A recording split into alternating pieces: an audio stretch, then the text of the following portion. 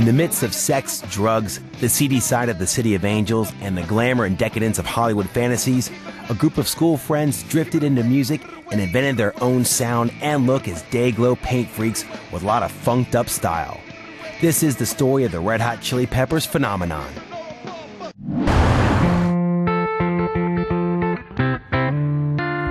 It all started way back in the late 70s in Fairfax High School, Hollywood, where a gang of friends were having fun growing up. They didn't know it at the time, but four of them, Anthony Kiedis, Michael Balzery, Hillel Slovak, and Jack Irons, were destined to become the Red Hot Chili Peppers.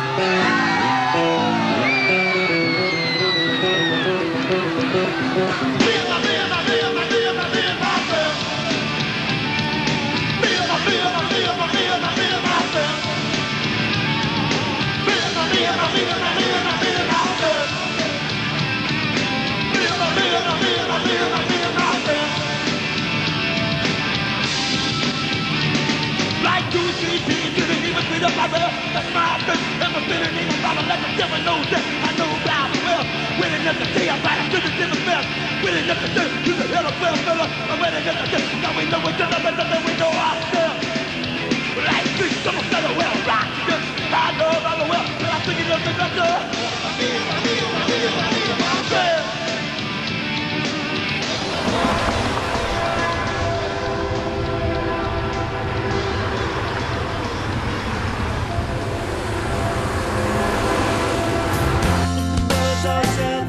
Jack Irons and Hillel Slovak played together in bands since the age of 13.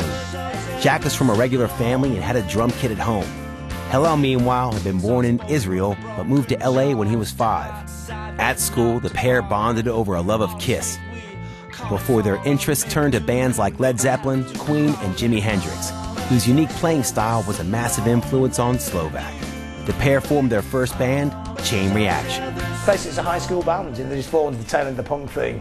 And I don't think there's anything that's serious about being in a band. It's more like, in fact, when it initially formed, it was more of an art kind of band, really. It wasn't like I don't think any sense kind of direction of going in. That was mainly sort of Jack and Hillel, and then eventually Flea kind of linked up with them. But at that time, Anthony wasn't in the band. The energy of punks was sparked into getting a band together. LA had a very good punk scene.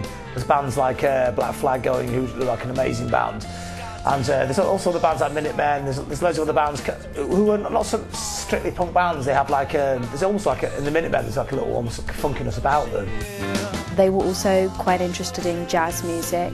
I mean, Flea was a huge fan of Dizzy Gillespie. Mike Balzery, known as Flea amongst his friends, grew up enthralled by classical and jazz music, in particular bebop. Originally a trumpet player, Flea was proficient enough to earn himself a coveted place in the LA Junior Philharmonic Orchestra before he switched to learn the bass.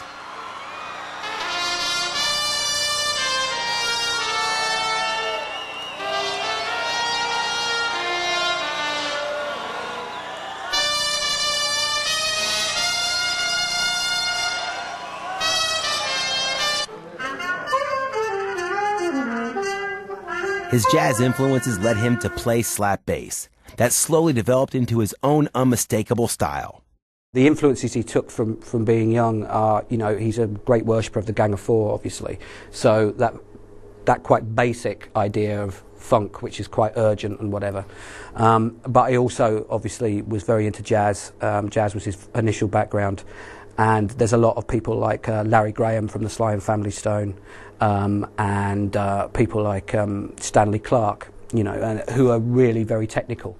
But he plays with this punk rock attack, with this kind of urgency, you know, and speed and tempo, which is incredibly unusual in rock, where bass players generally pick a note and thrash away.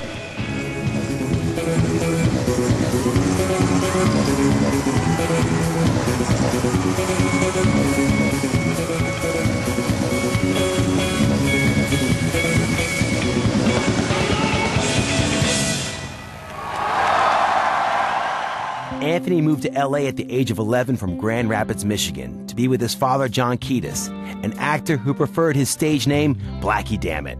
Dad dealt in illicit and explicit and illegal businesses of many varieties. But he was a good dad, you know, he was my hero when I was a kid. He was a wild man, you know, he was kind of like the king of Sunset Strip in the late 60s and early 70s, and sort of catering to the needs of the rock stars of that era. And so I lived in a world that contained lots of naked partying girls, lots of drugs, lots of loud music, lots of late night parties, lots of fast cars, and lots of Bulgarian albino midgets. Couldn't get him out of our house. His dad was a B-movie actor and moved the family out from Grand Rapids in Michigan to LA, and that Anthony Kiedis' initial ambitions were actually in acting. And he used to get Anthony these little kiddie child parts. And there was a particular incident where Anthony appeared in a movie with Sylvester Stallone called Fist.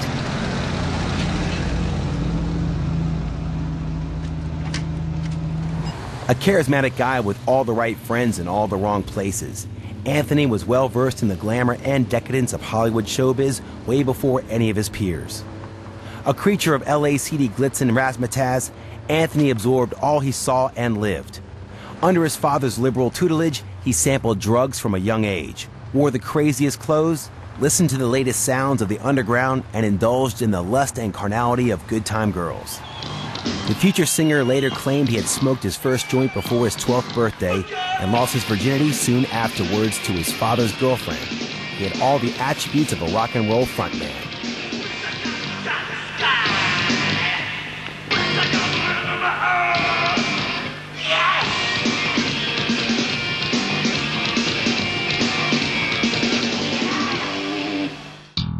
At the dawn of the 80s, the quartet were already becoming firm friends and playing together.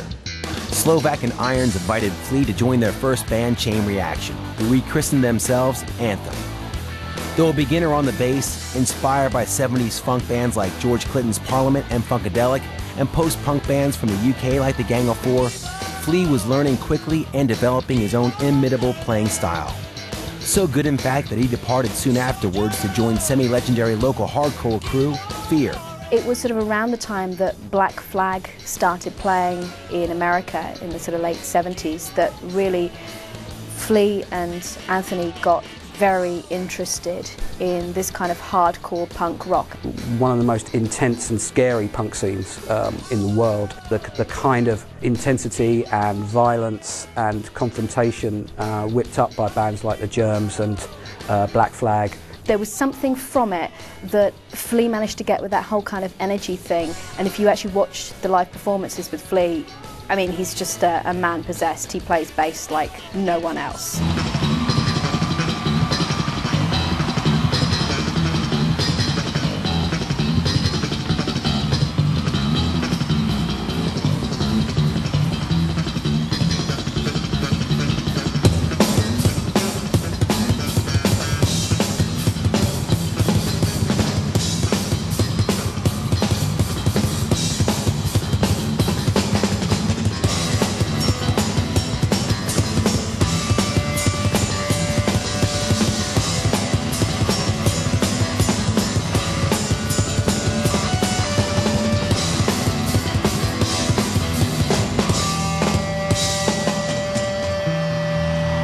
One of Flea's friends who was a promoter in one of the clubs in LA asked him to put a band together to open up this particular night he had, and he'd been jamming with his friends and also with Anthony Kiedis, who had previously been the band's announcer, you know, when they were playing. Essentially they asked Kiedis to write, turn his poetry into lyrics, which he did. They were playing sort of Sunset Strip in the 80s. And they also had a kind of wacky stage show, which hasn't really left them. And they were painted all different colours, they had stupid hats on, and you know, they were getting well into it. And they called themselves something ridiculous like the Marvellous Majestic Masters of Mayhem. Tony Flerman, the Majestic Masters of Mayhem.